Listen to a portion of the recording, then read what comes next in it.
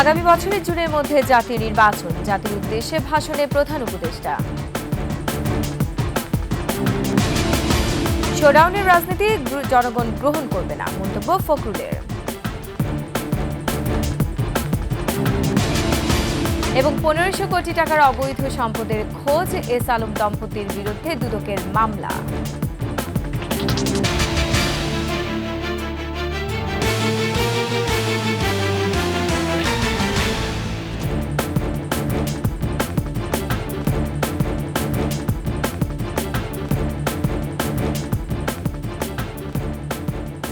শুনছিলেন সংবাদ শিরোনাম। আমন্ত্রণ 21 সংবাদের সাথে আছে আমি রোমানা আমিন। দর্শক, 21 টেলিভিশনের সংবাদ একই সাথে সরাসরি দেখতে পাবেন আমাদের ফেসবুক পেজ www.facebook.com/2124 অনলাইনে। এছাড়া সাবস্ক্রাইব করতে পারেন www.youtube.com/21ETV চ্যানেলে।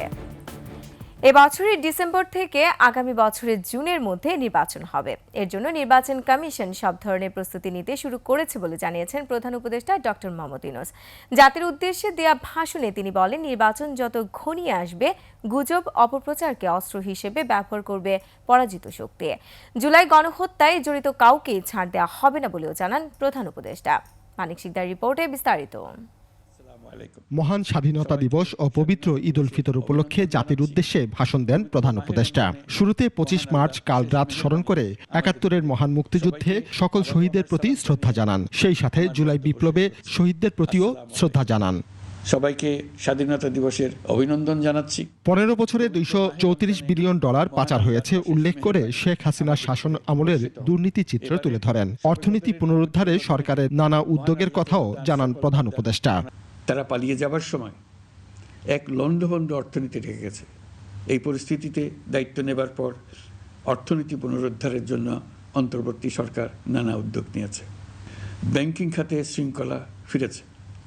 ক্রমান্বয়ে অর্থনীতির অপরাপর সুযোগগুলো ইতিবাচক ধারায় ফিরতে শুরু করেছে। প্রধান উপদেষ্টা বলেন, আগামী নির্বাচন দেশের ইতিহাসে সবচেয়ে অবাধ, সুষ্ঠু ও গ্রহণযোগ্য করতে প্রস্তুতি নেওয়া হচ্ছে। এবছর ডিসেম্বর থেকে আগামী বছরের জুনের মধ্যে নির্বাচন হবে। আমরা চাই আগামী নির্বাচনটি বাংলাদেশের ইতিহাসে সবচেয়ে অবাধ, সুষ্ঠু ও গ্রহণযোগ্য নির্বাচন হবে। এই জন্য নির্বাচন কমিশন সব ধরনের প্রস্তুতি নিতে শুরু করেছে। সফল অভ্যুত্থানে শেখ হাসিনার পতন হলেও যুদ্ধ শেষ হয়নি। গুজবকে অস্ত্র হিসেবে ব্যবহার করছে পরাজিত শক্তি। এ ব্যাপারে সবাইকে সতর্ক থাকার আহ্বান জানান প্রধান উপদেষ্টা। দেশকে অস্থিতিশীল করার জন্য একের পর এক মিথ্যা তথ্য ছড়িয়ে দিয়ে জনগণকে বিভ্রান্ত করার চেষ্টা চলছে। যতই নির্বাচন কাছে আসবে, এর রূপ আরো ভয়ঙ্কর হতে থাকবে। কারা এর পেছনে আছে, কেন আছে, তা আপনাদের সবারই জানা আছে। আমরা এই গুজব ও মিথ্যা তথ্যের প্রচারণা রোধ করতে জাতিসংঘের সহযোগিতা চেয়েছি। গণহত্যায় জড়িতদের বিচার এদেশের মাটিতে হবে বলেও এই সরকার প্রতিজ্ঞাবদ্ধ বলেও জানান ডক্টর মোহাম্মদ ইউনূস। যারা নির্বিচারে মানুষ হত্যা করেছে, যারা ইতিমধ্যে হত্যাকারী হিসেবে বিশ্বের কাছে স্বীকৃত, তাদের বিচার এ দেশের মাটিতে হবেই। মানিক শিকদার, 21 টেলিভিশন, ঢাকা। 25 মার্চে গণহত্যার জন্য আজও ক্ষমা চায়নি পাকিস্তান। একটি মহল এরই মধ্যে মুক্তিযুদ্ধের চেতনা ভুলিয়ে দিতে চায়। যারা সেদিন পাকিস্তানিদের সহযোগী ছিল, তারা আজ গলা ফুলিয়ে কথা বলছে। এসব কথাই বললেন বিএনপি মহাসচিব মির্জা ফখরুল ইসলাম আলমগীর। বিএনপির স্বাধীনতা দিবসের আলোচনা সভায় তিনি আরও বলেন, যারা শতাধিক গাড়িবহর নিয়ে নির্বাচনে ক্যাম্পেইন করতে যায়, তারা কি করবে সেটা সবার জানা আছে। সোহেল সামির রিপোর্ট। মহান স্বাধীনতা দিবস উপলক্ষে রাজধানীর ইঞ্জিনিয়ার্স ইনস্টিটিউটে আলোচনা সভার আয়োজন করে বিএনপি। এতে বক্তব্য দেন দলের সিনিয়র নেতারা। দেশে চলমান বিশৃঙ্খলার সুযোগে স্বাধীনতা বিরোধী চক্রের উত্থান ঘটেছে। তারা জাতিকে মুক্তিযুদ্ধের চেতনা ভুলিয়ে দিতে চায় বলে মন্তব্য মহাসচিবের। গণহত্যা করেছিল, লক্ষ লক্ষ মানুষকে হত্যা করেছিল, তার জন্য পাকিস্তান এখন পর্যন্ত কিন্তু বাংলাদেশের কাছে ক্ষমা প্রার্থনা করে না। যারা সেদিন সহযোগিতা করেছে, যারা সেদিন সে হত্যাযজ্ঞে সহযোগিতা করেছে, তারা এখন গলা ফুলিয়ে কথা বলে। এখন পরিবেশ তৈরি হয়েছে, কিছু কিছু মানুষ, কিছু কিছু দল, কিছু কিছু গোষ্ঠী একটা বোঝানোর চেষ্টা করছেন যে 71 কোনো ঘটনাই ছিল না। সোশ্যাল মিডিয়া ব্যবহার করে একটি মহল দেশকে অস্থিতিশীলতার দিকে নিয়ে যাচ্ছে। তাদের শোডাউনের রাজনীতি মানুষ গ্রহণ করবে না বলেও জানান ফখরুল। সোশ্যাল মিডিয়াতে কিছু নতুন নতুন আমি বলি কুতুব আবির্ভূত হয়েছে। তারা বাংলাদেশকে কোথায় নিয়ে যেতে চায় আমি জানি না। যে আমাদের দেশপ্রেমিক সেনাবাহিনী তাকে পর্যন্ত আজকে বিতর্কিত করার চেষ্টা চলছে, যে আমরা কোনো মতেই মেনে নিতে পারি না। যারা 100 গাড়ি নিয়ে ইলেকশন ক্যাম্পেইন করতে যায় তারা কি করবে সেটা আমরা ভালো বুঝি। নানা ওসিলায় সরকার নির্বাচনের তারিখ ঘোষণা করছে না বলে অভিযোগ বিএনপির এই সিনিয়র নেতার। নানাভাবে উছিলা সৃষ্টি করা হচ্ছে, যেমন নির্বাচনের আগেই কেউ কেউ চাচ্ছেন সংস্কার সাধন শেষ করে তারপরে নির্বাচন হবে। ভাবা হয়েছিল অবৈধভাবে ক্ষমতা আঁকড়ে থাকার প্রকল্প থেকে বাংলাদেশ মুক্ত হয়েছে, তবে সেই প্রবণতা এখনো আছে বলে মনে করেন দলের স্থায়ী কমিটির এই সদস্য। শেখ হাসিনা এক ধরনের প্রকল্পের মাধ্যমে ক্ষমতা দখল করেছে, আজকে কি কোনো আবার নতুন প্রকল্পের জন্ম হচ্ছে কিনা। এদিকে কেন্দ্রীয় কার্যালয়ে তারকা ক্রিকেটার তামিম ইকবালের সুস্থতা কামনায় মিলাদ ও দোয়া মাহফিলের আয়োজন করে বিএনপি। উপস্থিত ছিলেন দলটির স্থায়ী কমিটির সদস্য মির্জা আব্বাস। সোহেল সামি, একুশে টেলিভিশন, ঢাকা।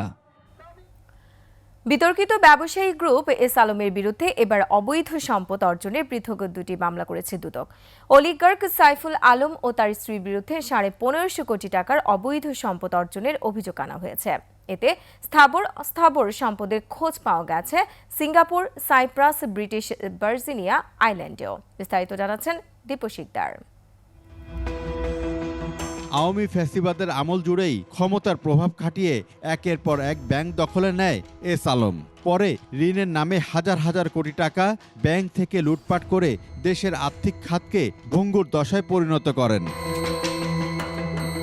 এবার এস আলম গ্রুপের চেয়ারম্যান সাইফুল আলম ও তার স্ত্রী ফারজানা পারভিনের বিরুদ্ধে 1550 কোটি টাকা অবৈধ সম্পদের খোঁজ ও প্রমাণ পেয়েছে দুদক। মামলার এজাহারে বলা হয়েছে, সাইফুল আলম ও তার স্ত্রীর বিরুদ্ধে Singapore, Cyprus, British Virgin Island সহ বিভিন্ন দেশে স্থাবর ও অস্থাবর সম্পদের তথ্য পাওয়া গেছে। জনাব মোহাম্মদ সাইফুল আলম 796 কোটি টাকারও বেশি মূল্যের সম্পদ অর্জন করার অপরাধ অনুসন্ধানকালে প্রমাণিত হয়েছে। এ কারণে তার বিরুদ্ধে একটি মামলা রুজুর সিদ্ধান্ত গৃহীত হয়েছে। জনাব ফারজানা পারভিন কর্তৃক 743 কোটি টাকারও বেশি মূল্যের সম্পদ অর্জন করার অপরাধ অনুসন্ধানকালে প্রমাণিত হয়েছে। এ কারণে তার বিরুদ্ধে আরও একটি মামলা রুজু হয়েছে।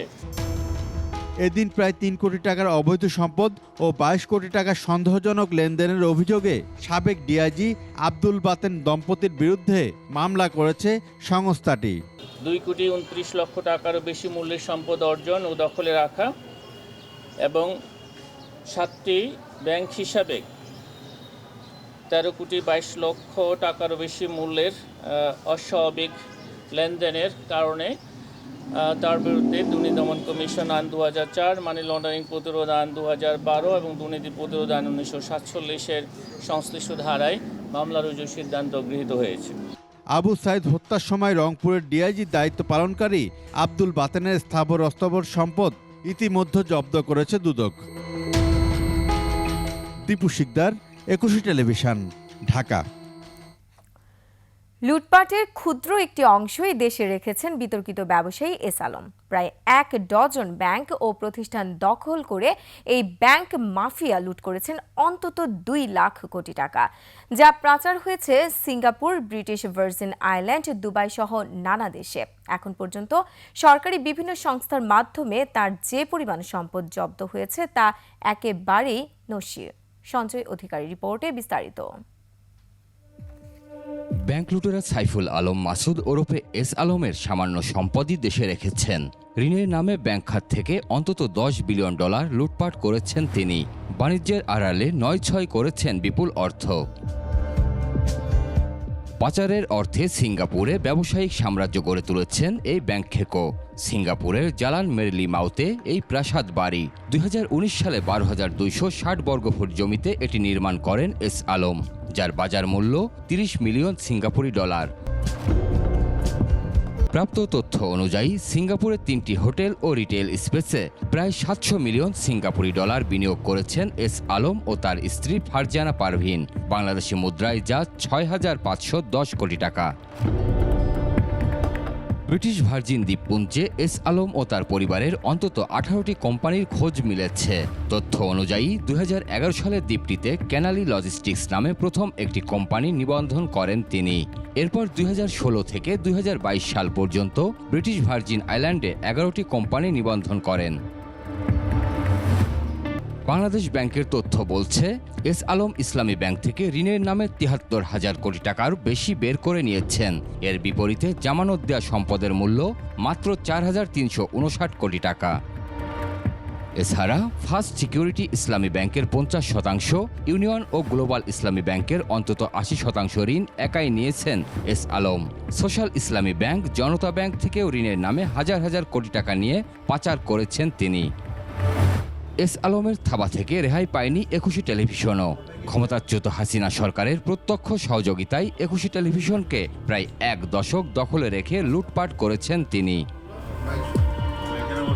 হাসিনার পতনের পর এস আলম ও তার পরিবারের কাছ থেকে সম্পদ উদ্ধারের চেষ্টা করছে অন্তর্বর্তী সরকার। তৎপর হয়ে উঠেছে দুর্নীতি দমন কমিশন, BFIU সহ সরকারের নানা সংস্থা। এরই মধ্যে এস আলম ও তার পরিবারের অন্তত 227টি ব্যাংক হিসাব জব্দ করা হয়েছে। এছাড়া তার নিয়ন্ত্রণে থাকা ইসলামী ব্যাংকে 83% শেয়ার সহ লুটের শিকার ব্যাংকগুলোতে এই মাফিয়া পরিবারের সব শেয়ার জব্দ করা হয়েছে। এছাড়া দেশের বিভিন্ন জায়গায় থাকা কয়েকশো একর সম্পত্তি রয়েছে জব্দের তালিকায়। সঞ্জয় অধিকারী, একুশে টেলিভিশন, ঢাকা। জুলাই গণ অভ্যুত্থানকে বাংলাদেশের ইতিহাসে যুগান্তকারী ঘটনা উল্লেখ করে অংশগ্রহণকারী যোদ্ধাদের জাতির গর্ব হিসেবে উল্লেখ করেছেন সেনাপ্রধান জেনারেল ওয়াকারুজ্জামান। ঢাকা সেনানিবাসের আর্মি মাল্টিপারপাস কমপ্লেক্সে জুলাই গণ অভ্যুত্থানে আহত ও শহীদ পরিবারদের সংবর্ধনা অনুষ্ঠানে তিনি বলেন, এই আন্দোলনে তরুণরা শুধু অংশগ্রহণই করেনি, বরং কিভাবে সত্য ও সঠিক পথে ন্যায়সঙ্গত দাবি আদায় করা যায় সেই অনুপ্রেরণা জুগিয়েছে। অনুষ্ঠানে সেনাবাহিনীর পক্ষ থেকে জুলাই গণ অভ্যুত্থানে আহত ও নিহতদের পরিবারকে আর্থিক সহযোগিতা প্রদান করা হয়। সে সময় 72 জন আহত যোদ্ধা ও শহীদ পরিবারের সদস্য সহ সেনাবাহিনীর ঊর্ধ্বতন কর্মকর্তারা উপস্থিত ছিলেন। সেনাপ্রধান জেনারেল ওয়াকারুজ্জামানের সাথে সাক্ষাৎ করেছেন ইউএস আর্মি প্যাসিফিক কমান্ডের deputy commander lieutenant general Jewel B well. সাক্ষাৎকালে তারা ছাড়াও বাংলাদেশ ও যুক্তরাষ্ট্রের সশস্ত্র বাহিনীর মধ্যকার সক্ষমতা বৃদ্ধির বিভিন্ন বিষয়ে আলোচনা করেন। এ সময় ইউএস আর্মি প্যাসিফিক কমান্ড এর ডেপুটি কমান্ডার জাতিসংঘ শান্তিরক্ষা মিশনে বাংলাদেশ সেনাবাহিনীর অনন্য ভূমিকার ভূয়সী প্রশংসা করেন। এছাড়াও তিনি বর্তমানে In-82 সিভিল পাওয়ারে মোতায়েন বাংলাদেশ সেনাবাহিনীর সদস্যদের পেশাদারিত্ব ও বিভিন্ন কার্যক্রমেরও প্রশংসা করেন। এ সময় বাংলাদেশে নিযুক্ত যুক্তরাষ্ট্রের মান্যবর chargé d'affaires Tracey Ann Jacobson উপস্থিত ছিলেন। সংবাদ এই পর্যায়ে একটি বিরতি রয়েছে, যখন ফিরছি তখন অন্যান্য খবরের সঙ্গে আরও থাকবে। 5 মহাসড়কে যানজটের 15 হটস্পট, ঈদে ঘরমুখো মানুষের দুর্ভোগ বাড়ার আশঙ্কা। বিরতির পর আবার আমন্ত্রণ 21 সংবাদে। ঈদ যাত্রায় দেশের 5টি মহাসড়কে যানজটের হটস্পট 12 থেকে 15টি। এসব জায়গায় ঈদে গড়মুখো মানুষের দুর্ভোগ বাড়বে বলে আশঙ্কা করা হচ্ছে। যদিও যাত্রার স্বস্তির উপহার দিতে নানা ব্যবস্থার কথা বলছে সড়ক বিভাগ সহ হাইওয়ে পুলিশ। প্রতিনিধিদের তথ্য ছবিতে ডেস্ক রিপোর্ট। ঈদযাত্রার শেষ 4 দিনে ঢাকা ছাড়বেন 1,20,00,000 মতো মানুষ। এতে রাস্তায় গাড়ির চাপ বাড়ে ব্যাপক। সেই চাপে স্বস্তির ঈদযাত্রা ম্লান হবে অনেকের। ঈদযাত্রায় ব্যস্ততম ঢাকা চট্টগ্রাম মহাসড়কের কুমিল্লা অংশের 104 কিলোমিটারের বেশ কটি স্থান যানজটের হটস্পট। দাউদকান্দির মেঘনা গোমতী সেতুর টোল প্লাজা থেকে 14 গ্রামে আমজাদের বাজার পর্যন্ত অংশে আর বাইপাস, চৌমুহনী ও বাস স্টপেজগুলো মানুষের ভোগান্তির কারণ হতে পারে। লোকাল গাড়ি থাকে, এটির কারণে জামজস্তি হয় কম বেশ কিছু। ঢাকা ময়মনসিংহ মহাসড়কের শিকারীকান্দি, চুরখাই, ত্রিশাল, ভরাডোবা সহ বিভিন্ন পয়েন্টে সকাল থেকে সন্ধ্যা পর্যন্ত 2 লেন দখল করে দাঁড়িয়ে থাকে বালুর ট্রাক। এতে সড়কে প্রতিনিয়ত সৃষ্টি হয় যানজট। আমার মেন রোড আমার বাধ্যতামূলক রাখতে হয়। সিরাজগঞ্জের এলেঙ্গা হাটিকুরল রংপুর 193 কিলোমিটার 4 লেন মহাসড়ক নির্মাণ কাজ এপ্রিলের শেষের কথা ছিল। নানা কারণে 3 দফা মেয়াদ বাড়িয়ে এখনো চলছে কর্মযোগ্য। এতে যানজটের আশঙ্কা এই মহাসড়কে। যাবে কুড়িগ্রাম বুরগামারি তারা যাইতে পারে নাই। 4 লেনে উন্নীত করার কাজ চলছে ঢাকা সিলেট মহাসড়কে। কাজ চলমান থাকায় কোথাও কোথাও সৃষ্টি হয়েছে খানাখন্দ। এতে ভোগান্তি বাড়তে পারে মানুষের। রাস্তা ভাঙাচোরার জন্য মেলা যানজট বাজে, আমরা মনে করেন যে গাড়ি না মেলা দুর্ঘটনার মুখী হই। কাজ শুরু করে আগে শুরু করে না। নারায়ণগঞ্জের রূপগঞ্জে ঢাকা সিলেট মহাসড়কের ভুলতা গাউসিয়া ও এশিয়ান হাইওয়ে সড়কের কাঞ্চন সেতু এলাকায় ঈদযাত্রার যানবাহনের চাপ বাড়ায় সৃষ্টি হচ্ছে যানজট। দেশের ব্যস্ততম মানিকগঞ্জের ঢাকা আরিচা মহাসড়কের গোলরা হতে শিবালয় পর্যন্ত 25 কিলোমিটার সড়কের বেশিরভাগ অংশের বেহাল দশা। এতে ভোগান্তি বাড়বে ঘরমুখো মানুষের। যদিও ঈদযাত্রা স্বস্তির করতে নানা ব্যবস্থার কথা বলছে সড়ক বিভাগ সহ হাইওয়ে পুলিশ। মানিকগঞ্জ জেলা পুলিশ স্পেশাল ব্যবস্থা রাখতেছেন যাতে কোথাও কোনো যানজট সৃষ্টি না হয়, মানুষজন যেন স্বাচ্ছন্দ্যে যানজট মুক্ত বাড়ি ফিরতে পারে। সড়ক সংস্কারের কার্যক্রম একটা চলমান প্রক্রিয়া। আমরা নিয়মিত ভিত্তিতে আমাদের সড়ক ও জনপথ অধিদপ্তর মানিকগঞ্জের অধীনে যে সমস্ত সড়ক রয়েছে সেগুলো সংস্কার কার্যক্রম পরিচালনা করি। 2-1 দিনের মধ্যে সড়কে বাড়বে ভিড়, তখন বাস্তবতা কি দাঁড়ায় সেটাই এখন দেখার বিষয়। Firoz Hossain, desk report, 21 television. আবার নিচ্ছি সংবাদ বিরতি। যখন ফিরছি তখন অন্যান্য খবরের সঙ্গে আরো থাকবে। বুলডোজার দিয়ে ঘুরিয়ে দেওয়া হলো নাগপুরে সংঘর্ষ মামলার প্রধান আসামির বাড়ি। আর এরই সাথে শেষ করছি 21 সংবাদ। যাবার আগে সংবাদ শিরোনামগুলো আরো একবার। আগামী বছরের জুনের মধ্যে জাতীয় নির্বাচন, জাতির উদ্দেশ্যে ভাষণে প্রধান উপদেষ্টা। শোডাউনের রাজনীতি জনগণ গ্রহণ করবে না, মন্তব্য ফখরুলের। এবং 1500 কোটি টাকার অবৈধ সম্পদের খোঁজ, এস আলম দম্পতির বিরুদ্ধে দুদকের মামলা।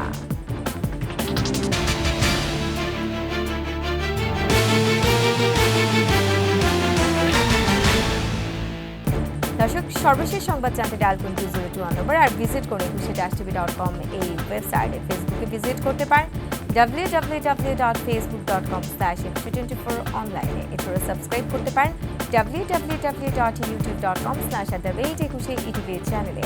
এতক্ষণ সঙ্গে থাকার জন্য ধন্যবাদ। পরবর্তী সংবাদ রাত 11টায় দেখার আমন্ত্রণ রইল। 21-এর সাথেই থাকুন।